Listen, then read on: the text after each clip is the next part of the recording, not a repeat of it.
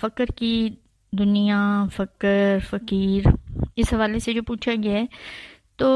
اس میں کچھ اس طرح کہوں گی کہ فقر کی دنیا سے مراد اگر لی جائے تو وہ دنیا جس میں وہ بہت سے لوگ اکٹھے ہوتے ہیں جو صرف فقیر بن جاتے ہیں، منگتے بن جاتے ہیں ایک کے، جہاں وہ سب اکٹھے ہوتے ہیں اور بھاگ رہے ہوتے ہیں اس ایک کے لیے، وہ فقر کی دنیا کہلاتی ہے۔ جیسے کہ ہم نے بہت کچھ لاد رکھا ہوتا ہے نا، تو وہ سب اتار کے پھینکتے جا رہے ہوتے ہیں، بھاگتے جا رہے ہوتے ہیں، پھینکتے جا رہے ہوتے ہیں، وہ سارا کچھ، وہ سارے بوجھ اتار رہے ہوتے ہیں،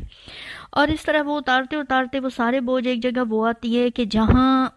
ہم یہ کہنے لگتے ہیں کہ سارا کچھ لے لو، میری جان لے لو، میرا دل لے لو، میرے خون کا ایک ایک قطرہ لے لو، پر میں منگتا اور فقیر اس ایک کا۔ جب ایک کے فقیر ایک کے منگتے ہو جاتے ہیں اور بھاگنے لگتے ہیں تو اس دنیا میں شامل ہو جاتے ہیں جو فقر کی دنیا کہلاتی ہے، جہاں سب فقیر اور منگتے ایک کے، اور اس ایک کے لیے وہ کچھ بھی کر جانا چاہتے ہیں۔ اس طرح جب ایک کے منگتے بن جاتے ہیں اور فقر کی دنیا میں قدم رکھ لیتے ہیں تو پھر دل اور روح باقی سب جہانوں سے آزاد ہو جاتی ہے اور فقط صرف ایک پر قائم ہو جاتی ہے۔ ہماری ساری دنیا صرف ایک پر قائم ہو جاتی ہے۔ پھر اس دنیا میں رہتے ہوئے بھی اس میں نہیں رہ رہے ہوتے، بلکہ فقر کی دنیا میں اس ایک کے فقیر ہو جاتے ہیں۔ دل ایک کے نقطے پر آ کر قائم ہو جاتا ہے، دنیا سے کٹ جاتا ہے اور دنیا باقی نہیں رہتی۔ فقیر جو ہوتا ہے نا، وہ اس کی ملکیت میں کوئی شے نہیں ہوتی، اور کسی شے کے حاصل ہونے سے اسے کوئی فرق بھی نہیں پڑتا، اور نہ دنیا کی موجودگی پر وہ اپنے آپ کو آسودہ حال محسوس کرتا ہے، اور نہ ہی دنیا کے نہ ہونے یا کم ہو جانے پر وہ خود کو محتاج سمجھنے لگ جاتا ہے۔ فقیر کا دل اس طرح سے بالکل آزاد ہو جاتا ہے۔ جیسے فقر کے دیکھا جائے تو حرف بھی 3 ہیں، فے، قاف، رے۔ حرف فے سے مراد لیا جاتا ہے فنائے نفس، قاف سے مراد لیا جاتا ہے قوت روح، اور رے سے مراد لیا جاتا ہے رحم دل۔ فقر کی انتہا جو ہوتی ہے نا،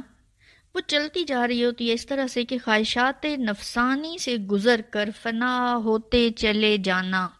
یہی فقر کا سفر ہے۔ جو فقیر ہوتا ہے نا، وہ ہر لمحہ محاسبہ نفس کرتا رہتا ہے، اور فقیر کے لیے ہر دن یوم حساب ہے، اور وہ ہر وقت خود کو میدان حساب میں دیکھتا رہتا ہے کہ جیسے وہیں کھڑا ہے اور اس نے حساب دینا ہے ابھی ابھی۔ یہ نہیں کہ جو وہ کچھ اب کر رہا ہے تو دیا جائے گا، اس کو یہ لگتا ہے کہ میرا ہر لمحہ، ہر دن یوم حساب ہے۔ اگر دیکھا جائے تو فقر بہت بڑا بوجھ ہے، اور فقر کا اٹھانا سخت مشکل ترین کام ہے، مگر اللہ کا بندہ تو وہی ہے جو فقر کا بوجھ اٹھا لے۔ اب جب ہم لوگ احمق اور نادان لوگوں کی طرح، بیل اور گدھے کی طرح دنیا کے سارے بوجھ خود پر لادی پھر رہے ہیں، تو پھر فقر کو بھلا کیسے جانیں گے؟ جان ہی نہیں سکتے۔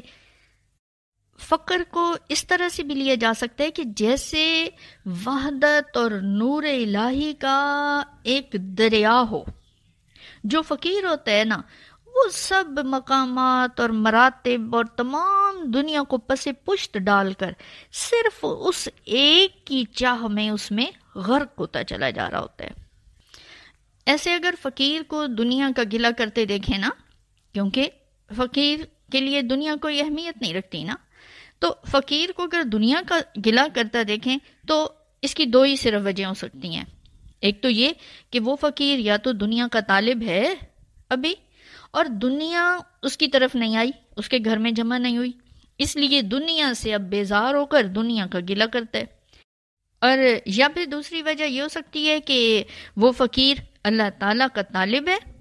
اور اللہ تعالیٰ کی خاص قربت پانا چاہتا ہے، اور وہ دن رات اللہ تعالیٰ کی بندگی میں مشغول رہتا ہے اور اسی کو راضی اور خوش کرنے کی فکر میں لگا رہتا ہے، اور اسے دنیا سے گھن آتی ہے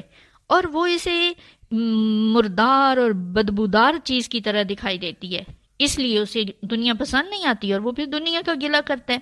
تو اس لیے یہاں پر دیکھنا چاہیے کہ ایز اے فقیر ہم کس طرح سے دنیا کو لے رہے ہیں اور دنیا میں کیسی نظر آ رہی ہے۔ سچائی کے ساتھ یہاں ہم اپنا جائزہ خود لے سکتے ہیں، کیونکہ ایسا ہوتا ہے نا کہ جو طالب مولا ہوتے ہیں، جو طالب حق ہوتے ہیں، وہ مردان خدا کہلاتے ہیں، اور دنیا مردان خدا کی خدمت کے لیے ہوتی ہے۔ جو دنیا دار ہوتے ہیں وہ طالب شیطان ہوتے ہیں، ان کے اندر حرص، لالچ، انا، فخر، غرور بھرا ہوا ہوتا ہے، وہ مردان خدا نہیں ہوتے، اور ان کی طلب دنیا ہوتی ہے، وہ دنیا کی طلب میں بھاگتے ہیں، جبکہ دنیا مردان خدا کی خدمت کے لیے ہوتی ہے۔ اور خصوصاً جو طالب حق اللہ کی قربت، پیارے آقا دو عالم علیہ الصلوۃ والسلام کی طلب میں، ان کی قربت میں اپنا سفر کر رہا ہوتا ہے، وہ حق کو جب پا لیتا ہے تو ساری خلقت اس کے پاؤں خود بخود چومتی ہے، اور اسے خلقت کے پیچھے یا دنیا کے پیچھے نہیں بھاگنا پڑتا۔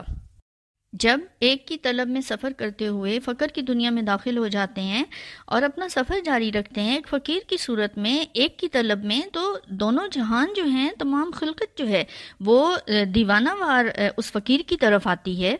لیکن اگر دیکھا جائے تو ایسے تعجب بھی ہوتا ہے کہ یہاں پر بہت سارے لوگ طالب بھی بنے بیٹھے ہوتے ہیں، حق کی طلب میں بھی آتے ہیں، اور رہبر و رہنما کے طور پر بھی بہت سے لوگ ایز استاد بھی کام کر رہے ہوتے ہیں، لیکن نہ طالب کو اپنے طلب کی صحیح حقیقت معلوم ہوتی ہے اور نہ وہ اس کو قبول کرتے ہیں، اور نہ ہی رہبر و رہنما کو یہ صحیح طرح سے حقیقت جو ہے وہ معلوم ہوتی ہے، نہ اسے یہ واقفیت صحیح طرح ہوتی ہے کہ اس نے ان طالبوں کی رہبری اور رہنمائی کس طرح سے کرنی ہے اور کس صورت میں ان کو لے کے چلنا ہے۔